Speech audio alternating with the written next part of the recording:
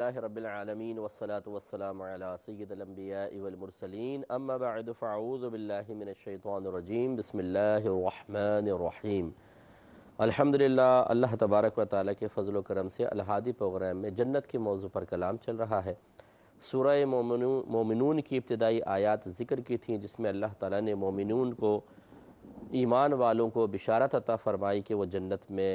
جائیں گے، جنت الفردوس ان کو ملے گی اور وہ اس میں ہمیشہ ہمیشہ رہیں گے۔ لیکن اس کے لیے کچھ اعمال ذکر کیے گئے تھے جو میں نے آپ کی خدمت میں ایک دو عرض کیے تھے۔ مثلاً پہلا تھا الذین هم فی صلاتہم خاشعون، وہ لوگ جو اپنے نماز میں خشوع و خضوع کرنے والے ہیں۔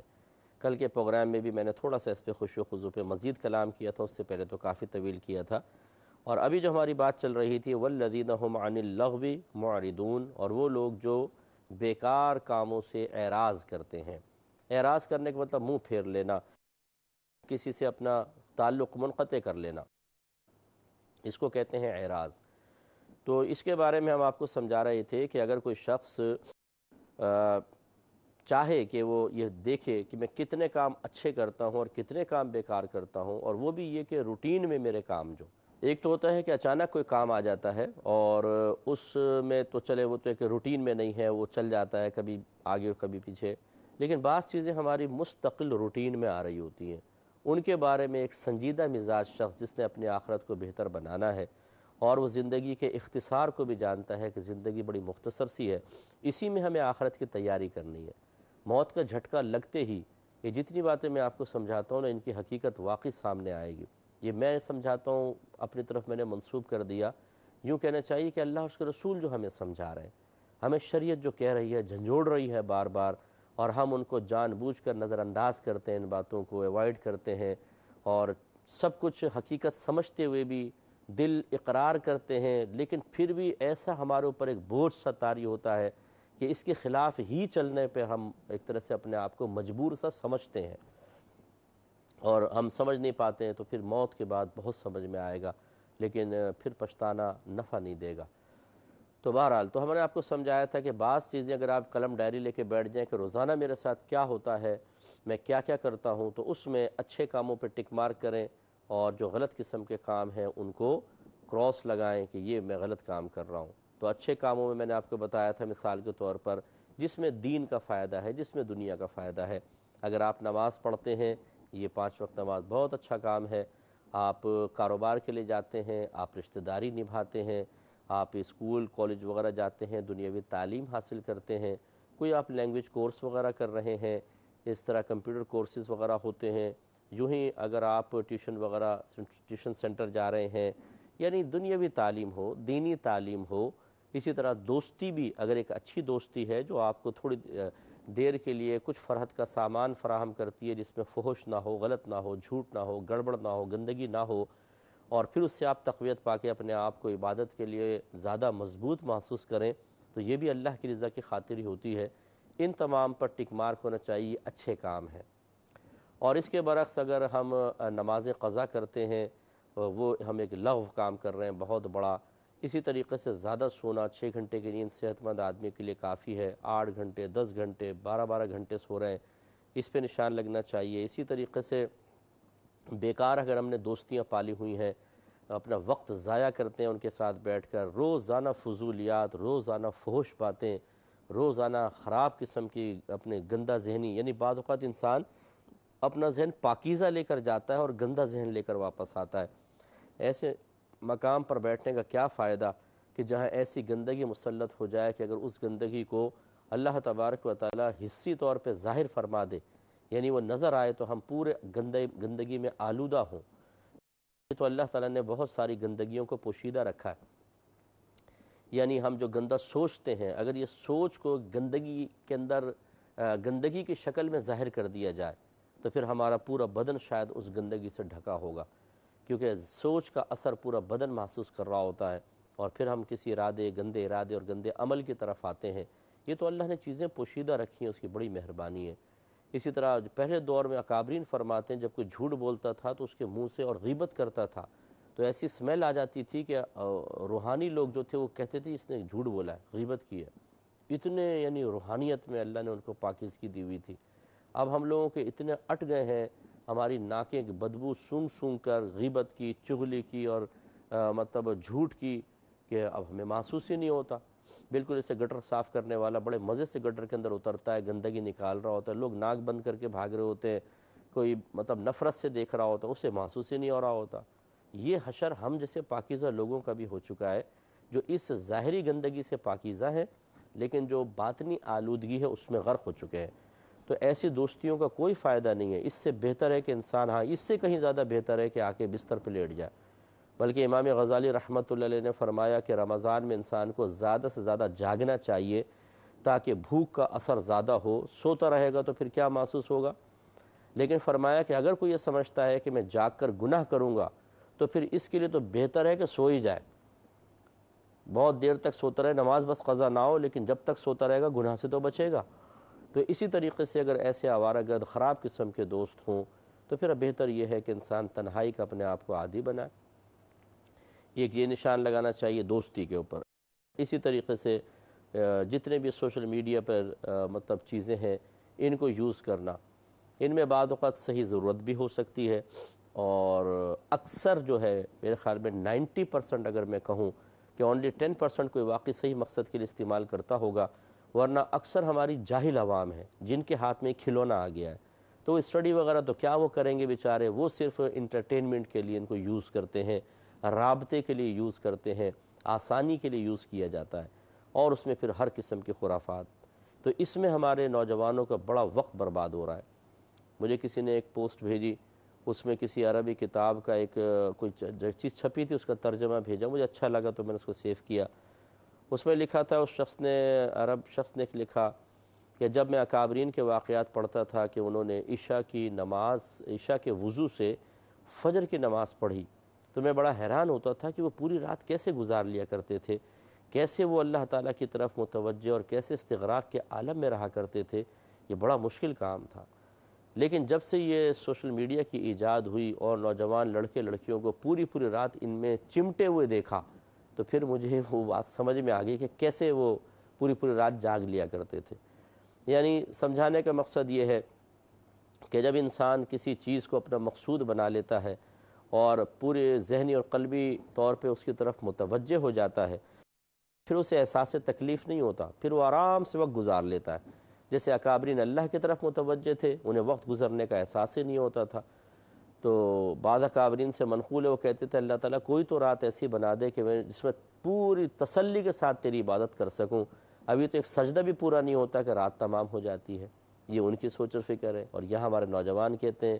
کہ یار پتہ نہیں چلا ٹائم کے 4-5 گھنٹے نکل گئے، ابھی تو میری چیٹنگ بھی کمپلیٹ نہیں ہوئی تھی، ابھی تو میں نے ایک فلم بھی پوری نہیں دیکھی تھی، ابھی تو یہ بہت ساری کلپ باقی تھی۔ یہ ہمارا حشر ہوتا ہے۔ تو اس قسم کی جو بیکار چیزوں میں مشغولیت ہے، ہم اپنا وقت برباد کرتے ہیں،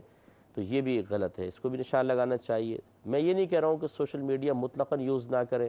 بیکار یوز نہیں ہونا چاہیے۔ جتنا بیکار ہے وہ بیکار ہے، جتنا کارآمد ہے کارآمد ہے۔ آپس میں ہم رابطے کے لیے، ہم بھی واٹس ایپ، لوگ ہم سے کویسچنس کرتے ہیں، واٹس ایپ کے اوپر بہت سارے باتیں ہوتی ہیں، میل ہم یوز کرتے ہیں۔ باقی فیس بک وغیرہ کی تو میں ہمت نہیں کر پاتا ہوں، نہ یوٹیوب وغیرہ پہ باقاعدہ کوئی مطلب ہوتا ہے، کبھی کبھار کوئی چیز دیکھنی ہوتی ہے مذہبی اعتبار سے تو دیکھ لیتے ہیں، باقی ٹائم ہی نہیں مل پاتا۔ اللہ کا بڑا شکر ہے کہ اللہ تعالیٰ نے ہماری دینی مشغولیت ہی اتنی رکھ دی ہے کہ ہمیں سر کھجانے کی فرصت نہیں ہوتی، بیوی بچوں کے لیے ٹائم نہیں نکال پاتے، تو پھر ان فضولیات میں کیا ٹائم نکالیں گے۔ تو خلاصہ کلام یہ ہے کہ جہاں پازیٹیو مطلب اس کا یوز ہے وہ ٹھیک ہے، لیکن جہاں بیکار ہے وہ آپ خود فیصلہ کر سکتے ہیں۔ مثال کے طور پہ دیکھیں، میں پہلے بھی آپ کو بات سمجھائی تھی کہ تھوڑا بہت مزاح جو ہے یا تفریح، ہمارا مذہب اس سے منع نہیں کرتا، لیکن ہمارا مذہب ہمیشہ یہ کہتا ہے کہ ان چیزوں کو اپنا مقصود اصلی نہ بنائے۔ مقصود اصلی کوئی اور ہونا چاہیے، یہ اس کے لیے وسیلہ اور ذریعہ بنے۔ مثال کے طور پر میں نے عبادت کرنی ہے، میں نے ایک دماغی کام کرنا ہے، اور اس کے لیے میری طبیعت میں گھٹن سی پیدا ہو گئی ہے، بہت زیادہ پڑھتے رہیں تب بھی ایک دم بس طبیعت ایک دم مقدر سی ہو جاتی ہے، اور کاف کے ذریعے، چھوٹے کاف، ڈنڈے والا کاف مقدر، ایک مقدر ہوتا ہے نا، مقدر معنی طبیعت کا بے چین ہونا، فیڈ اپ ہو جانا جس کو آپ کہتے ہیں۔ بعض اوقات مستقل پڑھتے پڑھتے بھی انسان ایسا ہو جاتا ہے، تو پھر یا پڑھاتے پڑھاتے، ہم ٹیچر ہیں ہمیں معلوم ہے کتنا دماغ کھنچ جاتا ہے، تو دل چاہتا ہے تھوڑی سی ادھر ادھر کی باتیں ہو جائیں تاکہ اس روٹین سے ہٹ کر تو ذہن فریش ہو جائے گا، ایک طاقت پیدا ہوگی، دوبارہ کریں گے۔ حضرت علی رضی اللہ تعالی عنہ جب درس دیا کرتے اور تھک جاتے تو آپ فرماتے کہ اب ہمیں کچھ خوش کن قصے سناؤ تاکہ ہماری طبیعت میں نشاط پیدا ہو اور ہم آگے کے لیے تیار ہو سکیں۔ حضرت ابو الدرداء رضی اللہ تعالیٰ عنہ اپنے شاگردوں کو پڑھاتے تو کبھی کبھار مزاح فرماتے، پھر کہتے یہ مت سمجھنا کہ میں اپنے نفس کے تابع ہو کر تم سے مزاح کر رہا ہوں، بلکہ میں صرف اس لیے کرتا ہوں تاکہ تم علم پڑھتے پڑھتے بور نہ ہو جاؤ، تمہاری طبیعتیں اکتا نہ جائیں۔ ایسے میرے آقا صلی اللہ علیہ وسلم نے ایک مرتبہ ایک بوڑھی خاتون سے ان سے فرمایا، اس نے پوچھا یا رسول اللہ کیا میں جنت میں جاؤں گی؟ سرکار نے فرمایا کہ کوئی بوڑھی عورت جنت میں نہیں جائے گی، تو وہ رونے لگی۔ تو سرکار نے فرمایا روتی کیوں ہے؟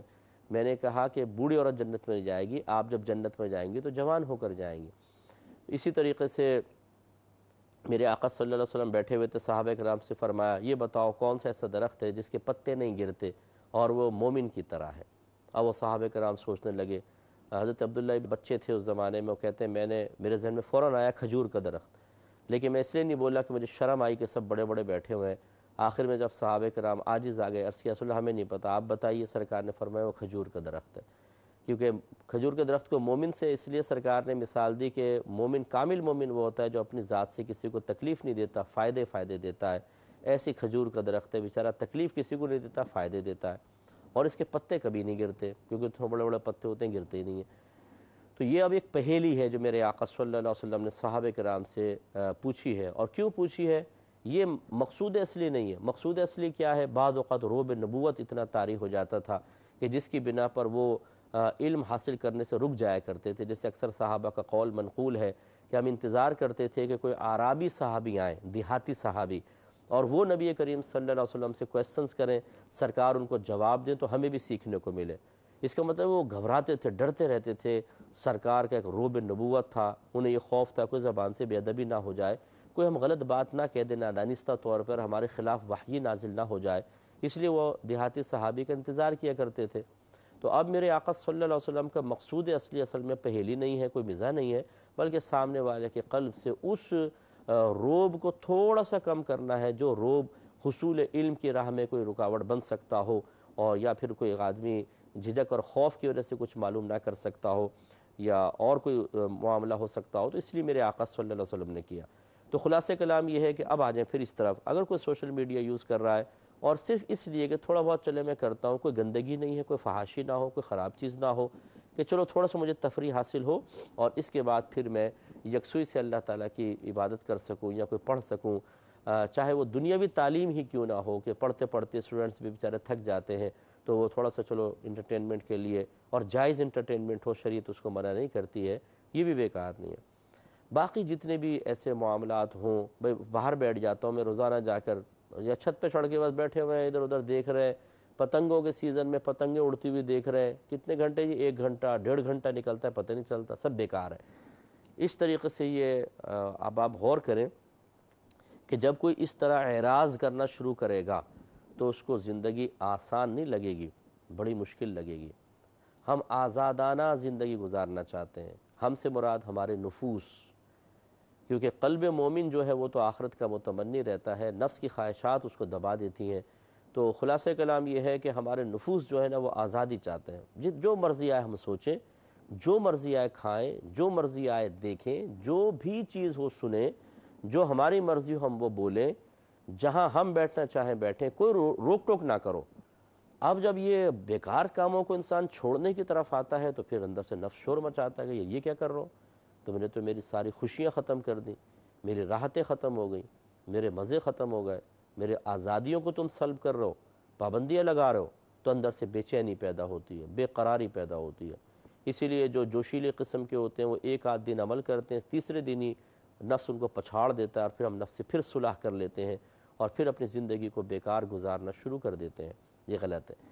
جو اب اکابرین کی طرف چلے جائیں، ہمارے نبی کریم صلی اللہ علیہ وسلم کبھی کوئی بیکار کام نہیں کرتے تھے، کوئی نبی بیکار کام نہیں کرتا۔ اسی طرح صحابہ کرام علیہم الرضوان 24 گھنٹے ہر بیکار کام سے اپنے آپ کو بچاتے تھے۔ ان کے بیوی بچے بھی تھے، وہ ماں باپ کے بھی دلجوئی کرتے تھے، وہ کاروبار کرتے تھے۔ انصار صحابہ جو تھے ان کی کھیتی باڑیوں کے معاملات تھے، ان کے باغات تھے، کھجوروں کا بزنس کرتے تھے یہ لوگ۔ تو خلاصہ کلام یہ ہے کہ صحابہ کرام نے اب جو وہی وجہ سے میں نے عرض کیا، جو دنیاوی فائدے کی چیزیں تھیں ان کو اختیار کر کے رکھا، جو اخروی فائدے کی چیزیں تھیں انہیں اختیار کر کے رکھا، بیکار کاموں کو اپنی زندگی سے نکال دیا انہوں نے۔ باقی یہ کہ دین اسلام کی تقویت اور ترقی کے لیے انہوں نے اپنے آپ کو وقف کیا ہوا تھا۔ اب ہم مطلب یہ کہ ایک ایسے دور میں ہیں کہ یقینی سی بات ہے کہ 24 آور تو ہم اپنے آپ کو وقف نہیں کر سکتے ہیں دینی معاملات کے لیے، لیکن اگر ہم ابتدا تو کریں، شروع تو کریں، پھر آہستہ آہستہ جب ہم اچھے کام کرنا شروع کرتے ہیں، بیکار کاموں سے اپنے آپ کو روکتے ہیں، ایک روحانی ترقی حاصل ہوتی ہے، روحانی سکون حاصل ہوتا ہے۔ اس کی برکت یہ ہوتی ہے کہ انسان بہت ساری چیزوں کو اپنے آپ سے دور کر دیتا ہے، گناہ دور ہو جاتے ہیں، بیکار کام دور ہو جاتے ہیں، پھر اس کا دل لگنے لگتا ہے ان چیزوں کے اندر، پھر اللہ تعالیٰ کی طرف سے اس کو مزید رہنمائی بھی حاصل ہوتی ہے کہ اتنا تم نے کر لیا تو اب یہ بھی کر لو، اب یہ بھی کرو، اب یہ بھی کر لو۔ جیسے مثال کے طور پر انسان کا دل عبادات کی طرف مائل ہوا تو یہ تھوڑا علم بھی سیکھنا چاہیے، وہ علم کی طرف آتا ہے تو پھر اس کو اور اچھا لگتا ہے، وہ اور علم کی طرف آتا ہے، کتابیں پڑھنے کا شوق بیدار ہوتا ہے، پھر وہ مطلب دینی معلومات کے لیے پھر سوشل میڈیا پہ جائے گا، پھر وہاں سے دینی معلومات حاصل ہوں گی۔ اس طریقے سے آہستہ آہستہ اس کی روحانی ترقی ہوتی ہے۔ تو کہنے کا مطلب یہ، اور خصوصاً ہماری بہنیں جو ہیں ان کے میرے گزارش ہے کہ یہ بھی اپنے بیکار کاموں کو دور کریں، خصوصاً یہ غیبتیں، چغلیاں، یہ فلمیں، ڈرامے، آج کل اتنے ڈرامے چل رہے ہیں کہ یہ قسط وار ڈرامہ، وہ قسط وار، ایک چھوڑتی ہے دوسرا، اچھا ڈائریکٹ چونکہ ایک ہی ٹائم میں ڈرامے آتے ہیں تو اس وقت ایک دیکھ لیا، باقی وہ سوشل میڈیا پہ جا کے قسطیں پوری کی جاتی ہیں۔ اس طرح کے بیکار کاموں میں وقت ضائع کرنے سے انسان پچھتائے گا۔ اللہ تعالیٰ ہمیں سمجھنے کی توفیق عطا فرمائے، آمین۔ وآخر دعوانا ان الحمد للہ رب العالمین۔